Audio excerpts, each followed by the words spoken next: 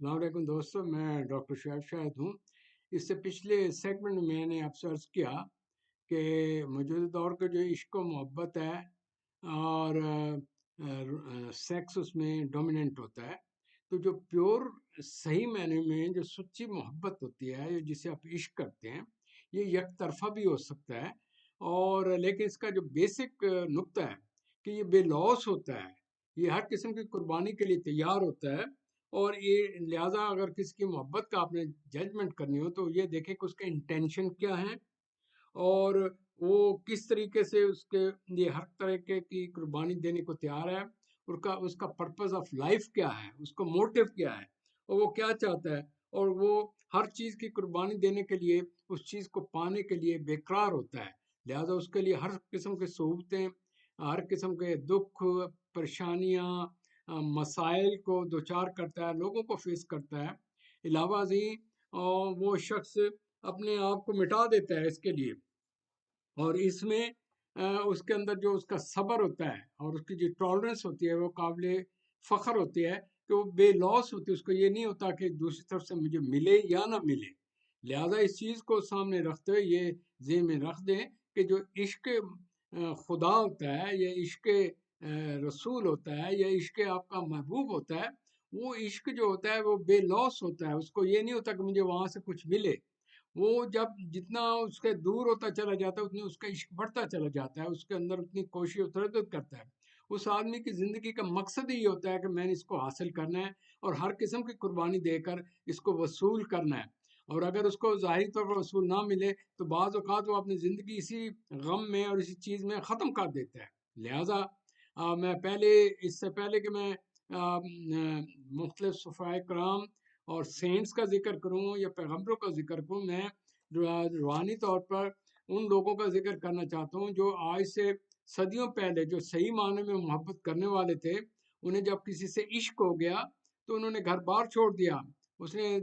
ہر چیز چھوڑ دی، اور اس کے لیے شدائد تھے، اس کو حاصل کرنے کے لیے انہوں نے ہر طریقے کی کوشش کی۔ وہ بغیر خوف خطر ہو کر ہر طریقے سے وہ فقیر بھی بنے، وہ راہب بھی بنے، وہ ہر طریقے سے انہیں ظلم بھی سہے، اور ہر قسم کی جو مشکلیں تھیں ان کو مقابلہ بھی کیا۔ لہٰذا آپ کی یہ شعر و شاعری جو ہے پرانی جو لوگ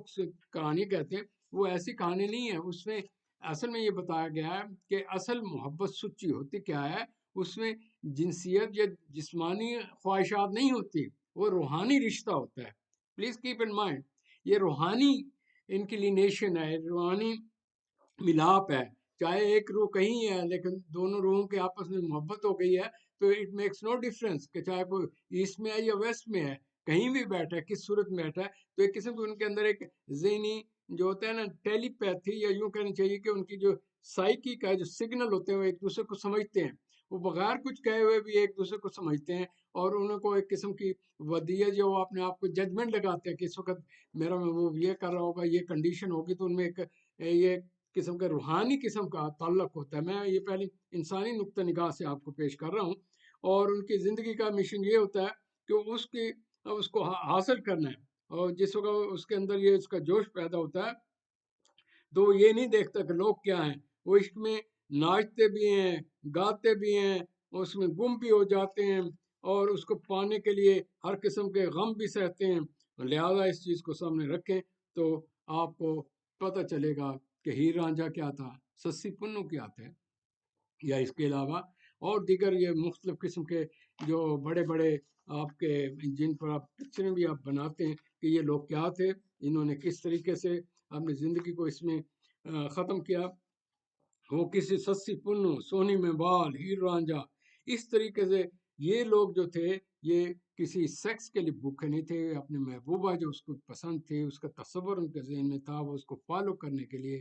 پانے کے لیے ہر قسم کو بیس بدل کر ہر قسم کے حالات سے انہوں نے دوچار کیا۔ اور مطلب یہ نہیں تھا کہ ان کو یعنی کہ اس کو سیکس کی ضرورت تھی، جتنا وہ اس کا محبوب ایک دفعہ دیکھ لیا اس کے ذہن میں اس کی مینٹل پکچر چلی گئی، اور وہ دوسری طرف بھی، تو یہ قسم کے ان کا ایک مینٹل کمیونیکیشن ہے وداؤٹ اینی لنک، جیسے ہوتا ہے نا ایک روحانی رشتہ۔ تو اس کے لیے وہ یہ نہیں ہوتا کہ مجھے یہ ملے یہ ملے یہ نہ ملے، وہ کہتا ہے کہ بھائی مجھے میرا محبوب ملے، میرا محبوب مجھ سے خوش ہو، اور وہ میں جتنی اس سے چاہت رکھتا ہوں وہ بھی اسی طریقے سے چاہت رکھے. تو لہٰذا یہ اس کے اوپر لوگ اسٹوری جو کچھ بنی وہ اس وقت کے کریکٹر تھا. ان میں یہ نہیں ہوتا تھا سیکس میں جی اس کے باڈی کی جو نمائش کو پر خوش ہے یا اس طریقے سے ہے. لہٰذا یہ لوگ روحانی رشتہ تھا، یہ عشق تھا. عشق جسے کہتے ہیں نا حقیقی، یعنی کہ حقیقی پیار، ملاوٹ اس میں نہیں تھی، کسی قسم کا دھوکہ بازی، ہیرا پھیری، فراڈ نہیں تھا، دوسرے کو یعنی جتلانا نہیں تھا، جیسے کچھ پیور جو ایک ہوتا ہے نا سچی ایک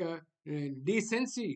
اس میں اخلاق کی بھی تھی. لہذا ان لوگوں نے اس پر کیا. یہی وجہ ہے کہ وہ لوگ چلے گئے، آج تک ان کی وہ ہسٹری لوگ پڑھتے رہتے ہیں، اس کو کہانی بھی بنتی رہتی ہیں. اور وہ ان میں کیا ہوتا ہے، اس میں کسی جگہ باڈی ایکسپوجر نہیں، کوئی سیکس کی بات نہیں، کوئی کچھ نہیں. روحانی اس میں گا رہا ہے، اس میں رو رہا ہے، اس کے یاد میں بیٹھا ہے، بھوک پیاس بھی نہیں لگتی، وہ ایک ڈفرینٹ دنیا میں رہتے ہیں. اسے کہتے ہیں state of alter state of mind, different kind of mind ہو جانا، کہ اس میں اور کچھ اس کو نظر ہی نہیں آتا، صرف محبوب اور محبوب کی خواہشات اور اس کو پانے کی خواہش. لہٰذا یہ تو ایک چیز ایک طرف آ گئی. اب میں ایک بڑا ٹچی چیز میں آپ سے تفصیلاً ذکر کر رہا تھا کہ یہ جو ہمارا جو پرانا دور تھا اس میں جو عشق تھا وہ ایک حقیقی ہوتا تھا، لوگ اس کے لیے جان قربان کر دیتے تھے. وہ ایک ذہنی رشتہ ہوتا تھا، گہرا رشتہ ہوتا تھا،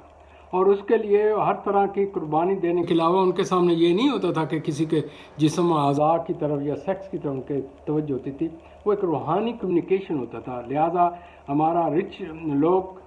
جو ورثہ ہے اس میں بڑے خوبصورت طریقے سے ان کو اشعار میں پیش کیا گیا ہے. خوش قسمتی سے مجھے اب دیکھنے میں محسوس ہوا کہ میں نے ایک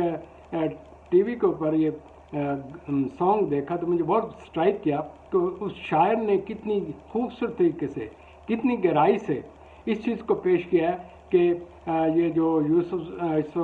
ہیر رانجھا یا دیگر مختلف قسم کے جو لوگ تھے ان کا کیا مزاج تھا، وہ کس طریقے سے، تو انہیں بڑے